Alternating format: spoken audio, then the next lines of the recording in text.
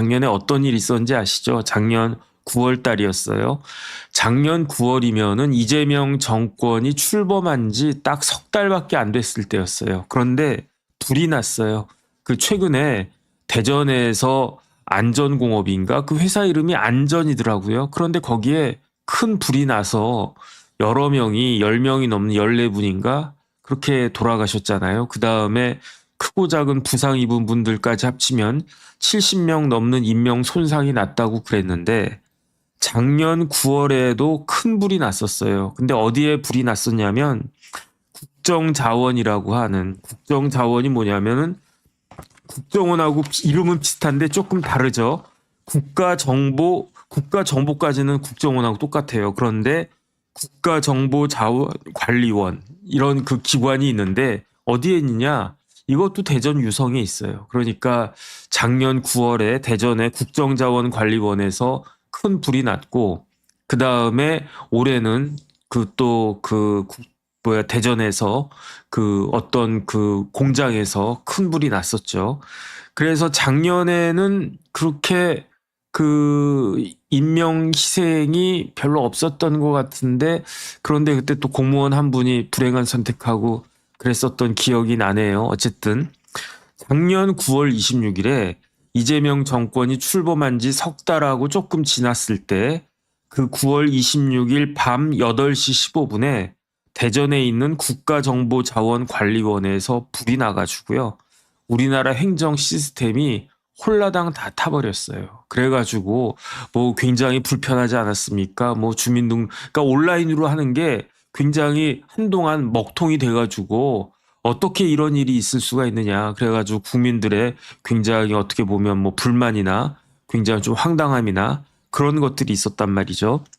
근데 그게 생각보다 그렇게 쉽게 그 문제가 해결되지가 않았었어요. 그래서 9월 26일에 불이 났는데 밤에 9월 26일, 27일, 28일, 29일, 30일 만 닷새째가 되는 9월 30일에도 제대로 복구가 되지가 않았어요.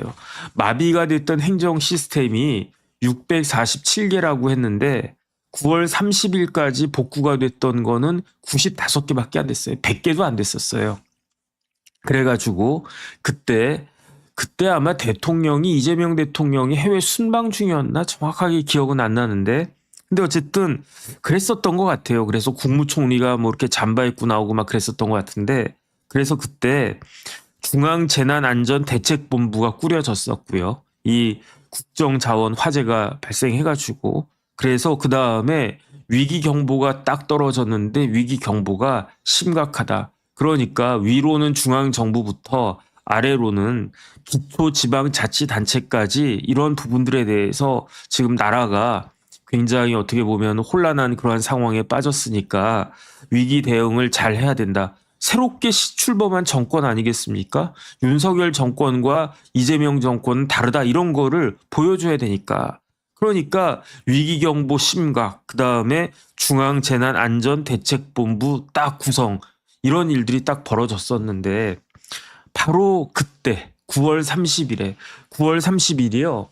작년 9월 30일이면 무슨 요일이었냐면 토요일도 아니고 일요일도 아니었어요. 작년 9월 30일은 화요일이었는데 이렇게 국가적으로 혼란하고 엄중한 시기였는데 그 강원도 춘천에서는요. 뭐가 있었냐면 어떤 대회가 있었어요. 어떤 대회가 있었느냐? 골프 대회가 있었어요. 제가 춘천에요. 라데나 골프클럽이라고 라데나 CC가 있는데 그 라데나 CC는 되게 좋은 골프장이거든요. 그래서 제가 몇 번 거기는 갈 기회가 있어서 가봤는데 춘천에 오너스 골프클럽이라고 있대요. 제가 거기는 가보지 못했는데 이 그 국가적으로 굉장히 혼란하고 그 위기 상황이었던 그러니까 중앙재난안전대책본부까지 꾸려지고 위기 경보가 심각이었죠. 바로 그 중간에 그 한참 그럴 때에 그 9월 30일 화요일 그것도 주말도 아니고 화요일에 춘천에 있는 오너스 골프클럽에서 골프 대회가 있었는데 어떤 골프 대회였냐면 성동구청장배 골프 대회가 있었어요. 그래가지고 그때는 사람들이 잘 모르고 그냥 지나갔겠죠. 근데 만약에 그때도 이미 2025년 9월 30일에도 어떤 기자가 지금 이런 상황에서 골프 치고 있다, 골프 대회를 열었다 그러면은 이미 그때도 비난하는 이야기가 굉장히 많았을 거예요. 지금 돌아가셨지만 이 해찬 총리가 골프를 굉장히 즐겨 했다고 제가 들었었어요. 그래가지고 3.1절인가 언제 골프 쳤다고 총리가 그래가지고 그때 뭐 엄청나게 그 막 말이 많지 않았습니까? 그런데 3.1절 날 골프 쳤다고 해서 총리가 그때도 이제 문제가 많이 있었고 비판이 많았는데 이렇게 국정자원 화제 한복판이었는데 수습도 안 되고 있었는데 그런데 어떻게 구청장배 골프 대회를 그것도 워킹데이인 화요일에 할 수가 있었겠는가? 지금 봐도 이거는 좀 문제가 많다. 그 생각이 듭니다. 그런데 그 구청이 어느 구청이었느냐? 성동구청이었어요. 성동구청이었는데 이게 왜 이런 이야기가 나오냐면 지금 성동구청장 전직입니다. 이제 그 정원호 구청장은 성동구청장직을 내려놨죠. 그런데 정원호 구청장이 민주당의 유력한 서울시장 후보이고 그 다음에 지금 여야 막론하고 현 오세훈 시장보다도 더 지지율이 높게 나오는 그러한 그 구청장이 됐으니까 이런 문제가 작년에는 그냥 유야무야 넘어갔던 문제가 지금 전면에 딱 부각이 됐어요. 이거를 부각시킨 사람은 누구냐? 국민의힘의 김재섭 그 의원이었어요. 그런데 이런 비판을 딱 받으니까 정원호 구청장 측에서는 뭐라고 이야기했느냐? 그런 행사가 있었던 건 맞다. 9월 30일 화요일에 그러한 성동구청장배 골프대회가 있었던 것은 맞는데 그런데 정원호 구청장은 내빈으로만 참석했을 뿐이다. 주최는 어디서 했느냐? 성동구청에서 한 게 아니고 성동구 체육회에서 했다.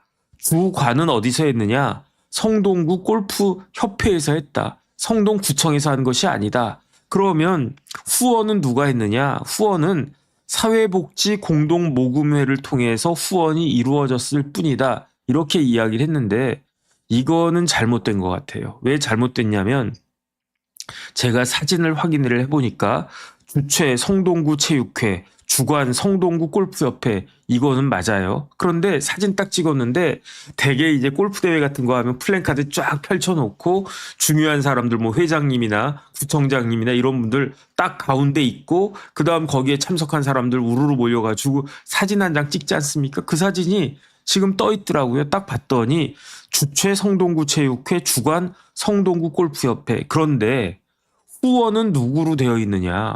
후원에 성동구청이라고 되어 있었어요.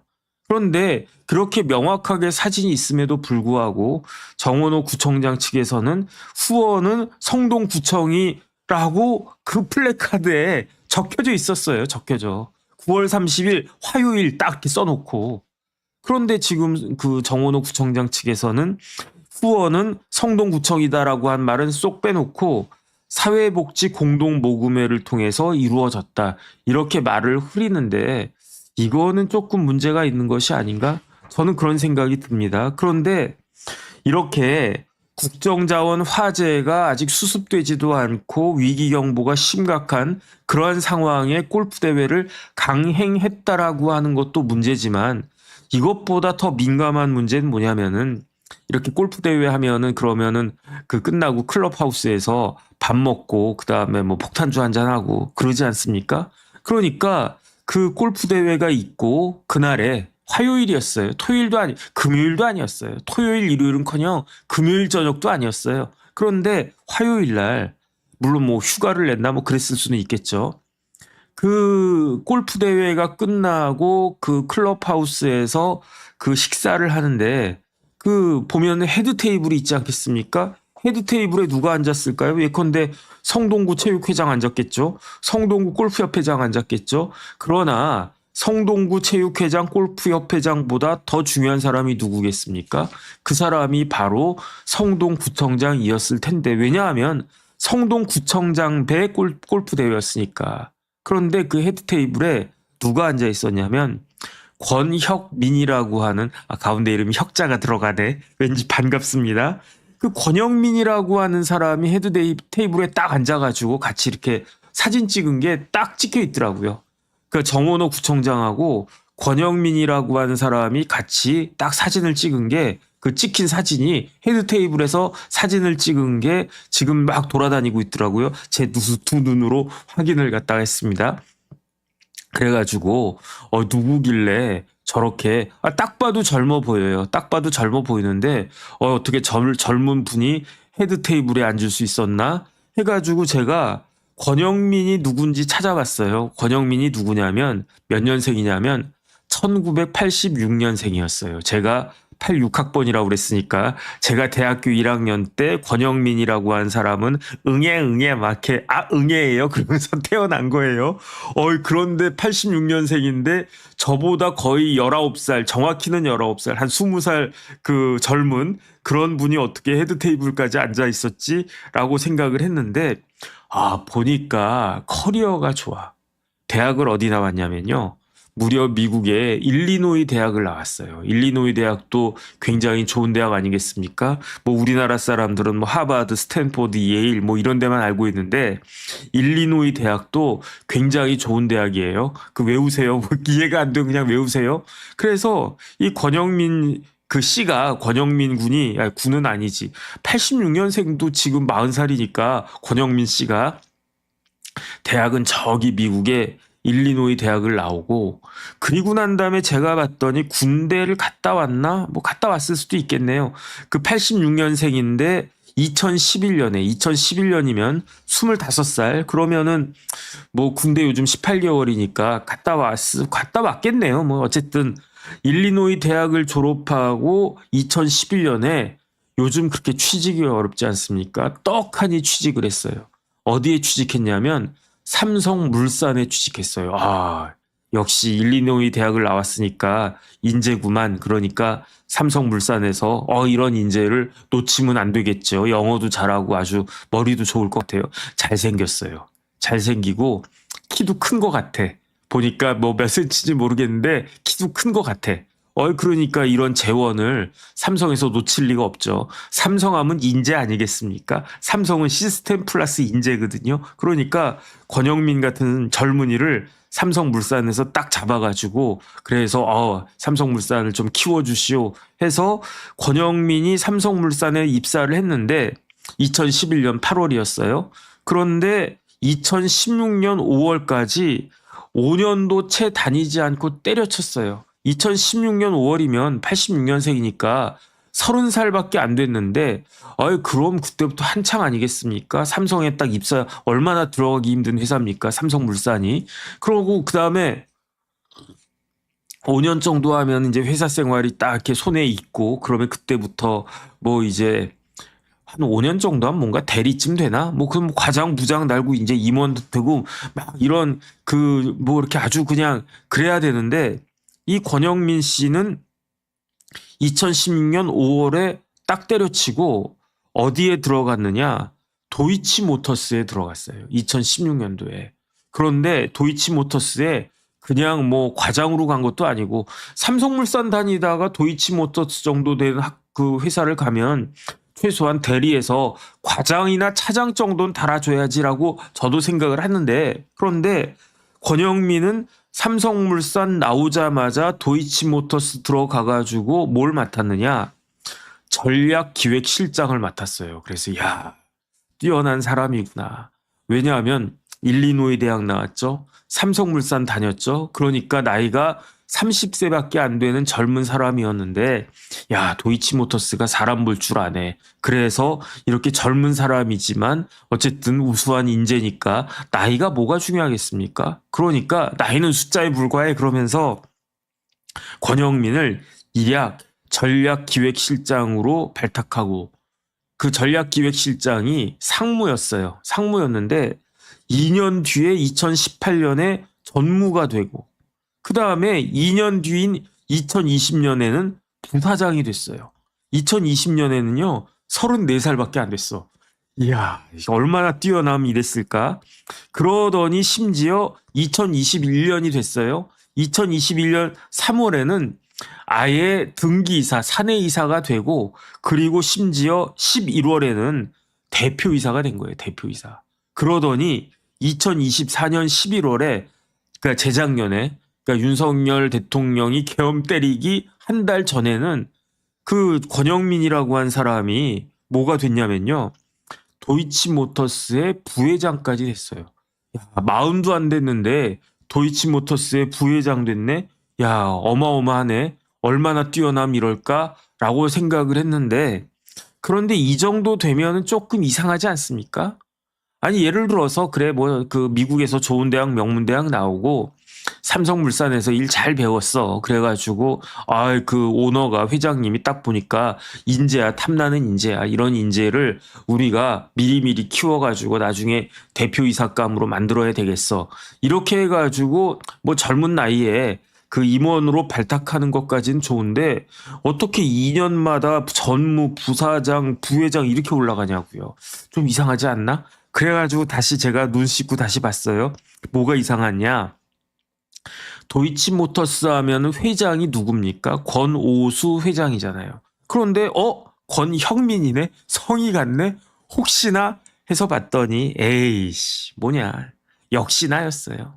권형민이 그 권오수 회장의 유일한 아들이었어요. 권오수 회장이 아마 일남일녀 이렇게 둔 것 같은데 아들은 하나 확실해요. 근데 딸도 하나가 있어. 근데 딸이 하나가 둘이 더인지 그건 모르겠어. 근데 어쨌든 권오수 회장의 유일한 아들이 권형민이었던 거예요.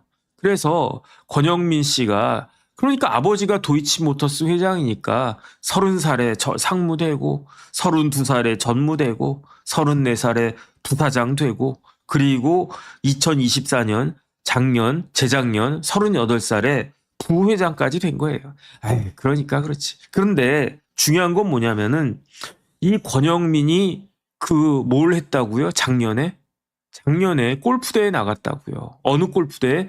성동구청장 배 골프대회. 그리고 뭘 했다고요? 헤드 테이블에 앉아가지고 거기서 성동구청장하고 같이 뭐 러브샷을 했나? 어쨌든 뭐 같이 헤드 테이블에 앉아서 식사하고 있는 사진이 딱 하고 찍혔다고요. 이거를 누가 문제를 삼았느냐? 국민의힘의 김재섭 의원이 문제를 삼으면서 이거야말로 정경유착 아니냐 이런 식으로 비판을 갖다가 한 거예요. 그 김재섭 의원이. 그런데 지금 민주당 입장에선 사실은 할 말이 궁색해지는 거야. 예컨대 정원호 그 구청장이 작년에 그 골프 대회를 했을 때 같이 그러니까 왜 권영민 부회장은 그 작년에 성동구청장배 골프 대회에 갔었을까요? 그거는 성동구청장배 골프 대회에 도이치모터스가 후원을 했다는 이야기죠. 그러니까 도이치모터스가 아니라 프렌치모터스라고 한 회사가 그 성동구청장배 골프 대회에 작년에 후원을 했었어도 그래도 문제가 조금 있기는 있겠죠. 왜 문제가 있겠습니까? 아니 나라가 온통 지금 막 그 국민들이 부글부글하고 있는데 무슨 골프 대회냐 이런 이야기가 나왔을 거 아니겠습니까? 그런데 지금은 그 2025년 9월 30일에 그 시점에 골프 대회 했던 것보다 어떻게 민주당의 성동구청장이 민주당 소속의 성동구청장이 도이치모터스로부터 후원을 받아가지고 골프 대회를 할 수가 있겠는가? 여기에 대해서 문제가 많은 거죠. 왜 그렇습니까? 도이치모터스가 어떤 회사입니까? 도이치모터스 하면 딱 떠오르는 사람이 있어요. 누가 떠오릅니까? 1번 타자 권오수가 떠오릅니까? 그렇지가 않잖아요. 권오수 회장 오히려 뒤편에 있어요. 도이치모터스 하면 딱 떠오르는 사람은 그 이름도 유명한 김건희, 민주당에서 V0라고 그렇게 비난을 했던 온갖 야유를 했던 김건희 여사가 도이치모터스라고 하는 회사를 딱 이야기하면 권오수 회장보다도 먼저 표면에 쫙 등장하는 사람이 김건희 여사잖아요. 김건희 여사가 도이치모터스의 이사도 맡았었어요. 이사도.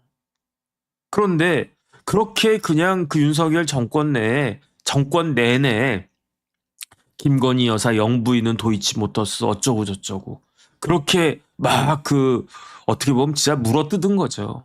그랬는데 정권 바뀌었다고 도이치모터스로부터 민주당의 성동구청장이 후원 받아가지고 같이 헤드 테이블에 앉아가지고 이렇게 그 밥을 먹는 사진까지 찍나?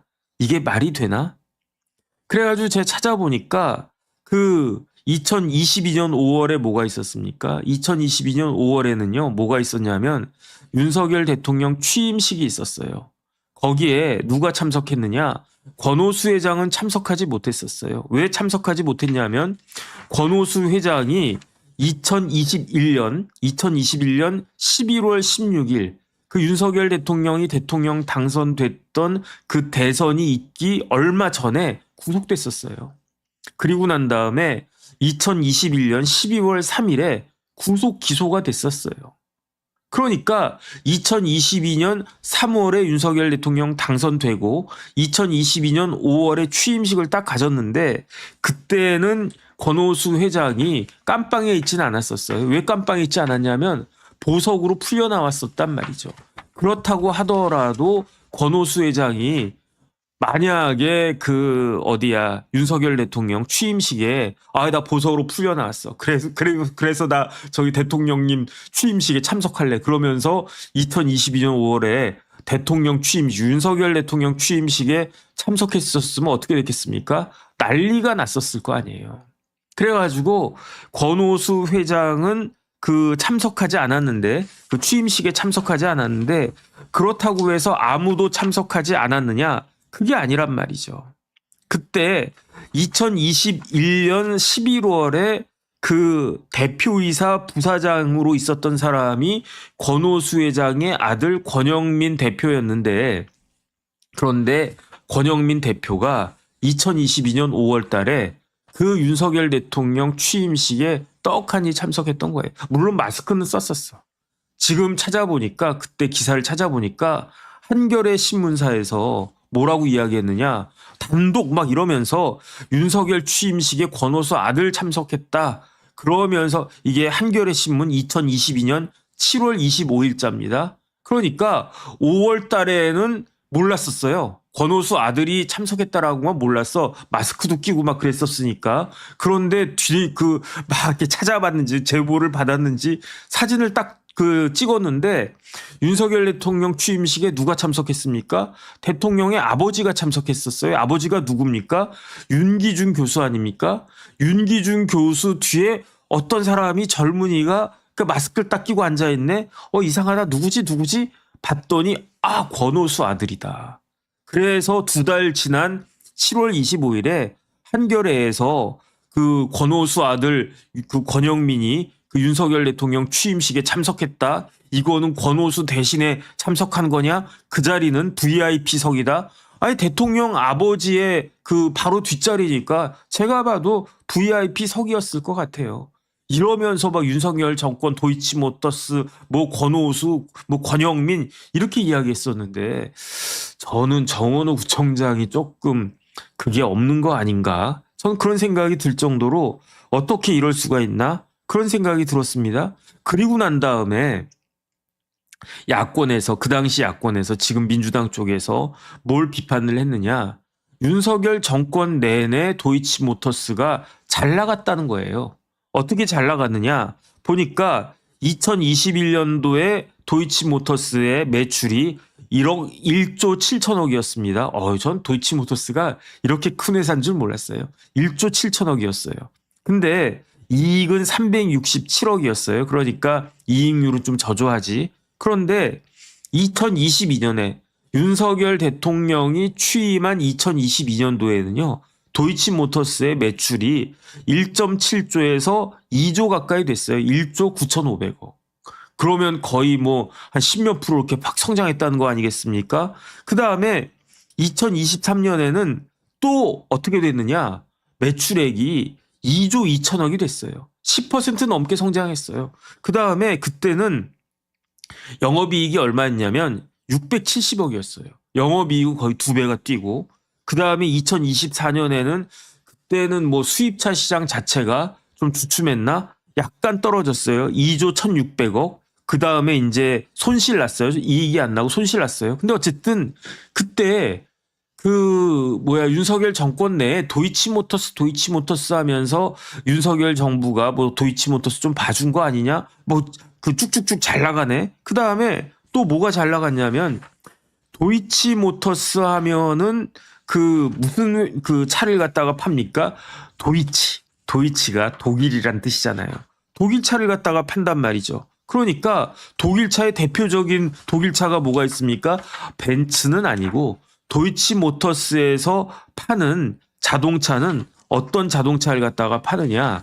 첫 번째 BMW, 그 다음에 미니 이런 걸 파는 회사가 도이치모터스 아니었습니까? 그런데 그 도이치모터스의 그 영역이 확 확장이 됐어요. 그래가지고 그 BMW, 미니 이런 것만 파는 게 아니라 더 딜러십을 쫙 얻어가지고 뭐 지금은요 도이치모터스에서 취급하는 자동차가 아우디, 그 다음에 지금부터 아주 그냥 끝내주는 겁니다. 람보르기니, 그 다음에 또 뭐가 있냐면 에스턴 마틴, 또 뭐가 있냐면 맥라렌. 이런 슈퍼카들을요 도이치모터스에서 다 그 딜러십을 갖더라고요. 언제? 이게 아마 정확하진 않은데 이걸 제가 확인했었어야 됐는데 이거를 아마 윤석열 정권 때 많이 딜러십을 확 그거 하지 않았을까? 저는 그런 생각이 딱 들고요. 그 다음에 더 중요한 건 뭐냐면 아우디, 람보르기니, 뭐 에스턴 마틴, 맥라렌 이런 것도 중요하지만 최근에 도이치모터스에서 딜러십을 확보한 자동차가 뭐냐면 그게 BYD예요. BYD. BYD가 무슨 차입니까? 중국의 전기차잖아요. 이제는 우리나라도요. BYD가 보이기 시작하더라고요. 그런데 그 BYD가 어디를 통해서 들어오느냐? DT 네트워크스라고 하는 회사를 통해서 중국의 전기차 BYD가 딱 들어오기 시작하는데 이 DT 네트워크스가 어디다? 도이치모터스란 이야기예요. DT가 도이치란 뜻인가? 모르겠네. 어쨌든 제가 몇 년 전에 우즈베키스탄 잠깐 갔었는데 그때 이상한 차들이 막 돌아다니더라고요. 되게 많이 돌아다니더라고요. 그래가지고 저 차가 뭔가 처음 보는 차네 봤더니 뒤에 BYD라고 딱 쓰여져 있어요. 그래가지고 뭐 BYD라고 한 제가 BYC는 알아도 쌍방울에 BYC 난닝구 있지 않습니까? 제가 BYC는 많이 들어봐도 BYD는 처음 보네 그랬는데 이 BYD가 중국의 전기차였더라고요. 그래서 우즈벡 같은 데만 해도 뭐 우즈벡이니까 그렇게 중국의 전기차가 많이 돌아다니나? 근데 지금 우리나라도요. 저도 몇 대 봤어요. 그러니까 뭐 매일같이 보이지는 않던데 일주일에 한 대 이상은 보이는 것 같아. 그거를 도이치모터스에서 수입한다는 거죠. 어쨌든 제 기억에 민주당에서 윤석열 정권 때 도이치모터스가 잘 나가고 있다 뭐 이렇게 비난이죠. 뭐 비난을 했었던 것 같은데 그런데 도이치모터스로부터 성동구청장이 후원을 받았다는 거야. 그 다음에 김재섭 의원이 뭐라고 이야기를 갖다가 했냐면 김재섭 의원의 주장을 갖다 보니까 성동구청이 도이치모터스로부터 후원을 받기 시작한 거는 언제부터냐? 2017년 1월부터 성금을 받았대요. 그래서 저는 어떻게 생각했냐면, 그럼 오래됐네. 뭐, 그냥 올해 윤석열 대통령, 대통령 되기 전부터 2017년 1월이면 박근혜 대통령 때거든요. 박근혜 대통령 뭐 탄핵 뭐 운운하고 막 그럴 때가 2017년 1월 아니었습니까? 3월에 이제 탄핵 선고가 났고 그리고 난 다음에 뭐 5월인가 그때 대통령 선거 있었고 그랬었으니까 그때부터 뭐 성금을 갖다가 받았네. 아니면은 도이치모터스가 이제는 정권이 민주당 정권으로 넘어갈 줄 알고 미리 그때부터 이제 성동구청에 공을 들이기 시작한 건가라고 했는데 그게 아니었어요. 왜 2017년 1월부터 도이치모터스가 성동구청에 이런저런 후원금을 내기 시작했느냐? 그거는 도이치모터스 저기 성수동에 제가 보니까 찾아보니까 주소가 성동구 동일로 111 주소에 어떤 건물이 서 있냐면 지하 3층, 지상 12층짜리 아주 삐까뻔쩍한 건물이 딱 서 있대요. 연 건평이 15,239제곱미터래요. 그런데 이 12층짜리 건물이 어떤 건물이냐? 이게 바로 도이치모터스 본사란 이야기예요. 그런데 이 도이치모터스 본사가 어떻게 구성됐냐면 제가 안 가봤어요. 한번 가보면 멋있을 것 같아. 1층하고 2층은 BMW 같은 그런 차들의 전시장이 쫙 있고 그 다음에 3층에 딱 가면 요즘은 인증 중고차 있지 않습니까? 중고차인데 이거는 우리 도이치모터스 본사가 그 보장하는 그런 차입니다. 그러면 뭐 싸겠죠. 근데 어쨌든 믿을만 하겠죠. 그 인증 중고차 전시장이 1, 2층에는 있을 수가 없고 거기 새 차를 놔야지. 3층에 있대요. 그 다음에 4층, 5층, 6층은 주차장으로 돼 있대요. 그 다음에 7층, 8층, 9층은 정비, 판금, 도장 시설이 있대요. 그러니까 뭐 고치고 하는 그런 정비 공장이 있고 10층, 11층, 12층 전망 좋은 꼭대기층에 아마 회장실이 있을 거야. 그 다음에 이제 11층, 10층은 뭐로 되어 있다? 사무실로 되어 있다. 건물이 되게 멋있을 것 같아요. 그 다음에 거기 딱 가면 뭐 BMW, 뭐 액세서리 같은 것도 팔고 그럴 것 같아요. 제가 성수동은 갈 일이 없어가지고 전혀 지리를 모르는데 뭐 사진만 봐도 아주 그럴듯하더라고요. 그런데 이 건물이 언제 준공이 됐느냐? 2017년 6월 달에. 김재섭 의원의 이야기에 따르면 2017년 1월 달부터 이 도이치모터스가 성동구청에다가 공을 들이기 시작하는데 그리고 난 다음에 어떻게 됐느냐?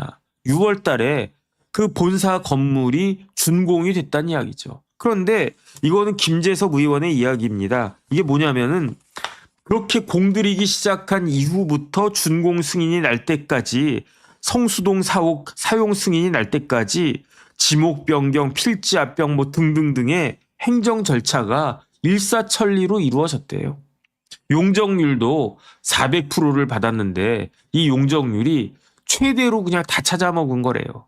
어쨌든 이런 식으로 이야기하면서 김재섭 의원이 이게 경제 공동체 아니냐. 도이치모터스와 성동구청, 도이치모터스와 그 정원호 그 구청장, 권오수 회장과 정원호 구청장은 오히려 권오수와 김건희를 못지않은 뭐 그런 표현은 아니었던 것 같아요. 어쨌든 경제 공동체라고 하는 말을 김재섭 의원이 썼는데 제가 봤을 땐 조금 오바다 그런 생각이 들기도 들어요. 근데 뭔가 석연치가 않지. 그전까지는 성동구청이 도이치모터스가 성동구청에다가 뭐 특별하게 한 게 없었던 것 같은데 그런데 1월 달부터 막 성금 내고 후원금 내고 골프대회 후원하고 막 그렇게 하기 시작하니까 어쨌든 6월 달에 성수동 사옥에 대한 사용 승인이 나는 데까지 기타 이런저런 행정 절차를 하는 데 있어서 스무스하게 기름이 팍팍 뿌려졌다는 이야기인 거지. 그러니까 이거 문제가 있는 거 아니냐. 더군다나 다시 돌아가서 작년 2025년 9월 30일 나라가 혼란스럽고 어떻게 이런 일이 있을 수 있느냐. 더군다나 행정 전산망, 행정 시스템이 마비가 되고 있는데 일선 구청에서 어떻게 이런 시점에 춘천까지 가가지고 그것도 평일날 화요일날 골프 대회를 할 수 있었느냐. 이런 논란이 있었던 거는 지금 제가 봤을 때는 있어야 되는 거는 지극히 당연한 거 아닌가? 저는 그런 생각이 들어요. 자, 평범해 보이는 한 지역 골프대회가 있었어요. 근데 이게 어떻게 전국을 떠들썩하게 한 정치 스캔들로 번졌을까요? 그 숨겨진 연결고리들 지금부터 하나씩 파헤쳐 보겠습니다. 이 이야기의 무대는요, 정말 드라마틱합니다. 국가적인 위기 상황 바로 그 한가운데에서 모든 게 시작되거든요. 모든 논란의 시작점, 바로 이 한 장의 그림이에요. 한쪽에서는 나라 전체가 그야말로 비상사태였는데 다른 한쪽에서는 글쎄요, 무슨 일이 있었을까요? 이 극명한 대비가 핵심입니다. 당시 상황이 얼마나 심각했냐면요. 9월 26일에 대전 국가정보자원관리원에서 불이 나면서 정부 행정 시스템이 무려 647개나 멈춰섰습니다. 근데 닷새가 지나도록 복구된 건 100개도 안 됐어요. 그래서 정부가 위기 경보를 가장 높은 단계인 심각으로 올렸죠. 말 그대로 나라 전체가 올스톱될 판이었던 겁니다. 그런데 바로 그 난리통에 정말 놀라운 일이 벌어집니다. 주말도 아니에요. 평일 화요일인데 춘천에서 떡하니 성동구청장배 골프 대회가 열린 거죠. 아니 이 시국에 이런 생각이 들 수밖에 없잖아요. 바로 이 타이밍 때문에 논란에 불이 붙기 시작했습니다. 자, 그럼 그 논란의 행사로 한번 들어가 보죠. 여기서 결정적인 사진 한 장이 공개되면서 구청의 공식 해명이 그야말로 와르르 무너지기 시작합니다. 문제가 커지니까 구청장 측은 이렇게 해명했어요. 아, 그거 우리 구청이 주최한 거 아니고 성동구 체육회가 한 거다. 후원도 사회복주 공동모금회 통해서 받은 거다. 라고요. 그런데 말이죠. 현장에서 찍힌 사진을 보니까 현수막에 떡하니 후원 성동구청이라고 적혀 있는 거예요. 이 말이 서로 안 맞잖아요. 이러면서 의혹이 더 커진 거죠. 그리고 바로 이 사진 한 장. 이게 공개되면서 논란의 판이 완전히 바뀝니다. 만찬 자리에서 정원호 구청장 바로 옆 가장 중요한 헤드 테이블에 앉아 있는 한 젊은 남성이 포착됐거든요. 바로 권영민 씨입니다. 그럼 이 사람이 대체 누구냐? 바로 도이치모터스 권오수 회장의 아들이자 당시 회사를 이끌던 대표이사였어요. 정치적으로도 굉장히 이름이 많이 오르내리는 바로 그 회사의 젊은 CEO였던 거죠. 이분의 이력을 보면 정말 입이 떡 벌어집니다. 30살의 임원으로 입사해서 불과 8년 만에 부회장까지. 이건 뭐 그야말로 초고속 승진이죠. 사실상 도이치모터스라는 거대 제국의 황태자라고 봐도 무방한 인물입니다. 자, 그럼 여기서 시야를 좀 넓혀볼게요. 왜 하필 다른 회사도 아니고 바로 이 도이치모터스가 민주당 소속 구청장과 엮였다는 사실이 이렇게까지 큰 정치적 파장을 낳게 된 걸까요? 그 배경이 중요합니다. 도이치모터스 이 이름 아마 많이 들어보셨을 거예요. 그냥 자동차 딜러 회사가 아니죠.